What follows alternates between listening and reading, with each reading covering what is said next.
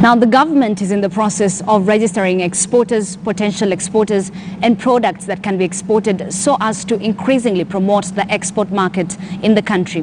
Now, this comes at a time the country imports more than it can export. Through the Export Promotion Council, the government has already registered over 2,000 exporters in the country and aims to reach 5,000 by the year 2022.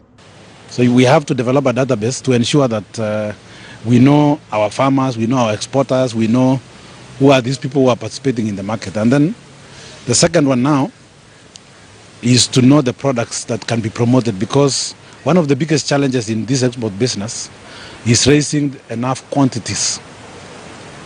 As of February 2019, Kenya's trade deficit rose to 90.4 billion shillings, with imports climbing 9.6% to 141.3 billion shillings, while exports slipped 11.1% to 50.9 billion shillings. The export sector is plagued by a number of challenges. The issue of quality standards, the issue of property rights, the issue of,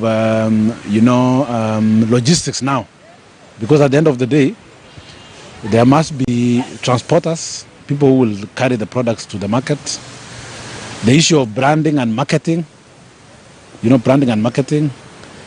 issues of now market access, local market access and global market access. Uganda remains the biggest buyer of Kenyan goods after purchasing 61.9 billion shillings worth of goods from Nairobi last year, followed by Pakistan and the United States of America.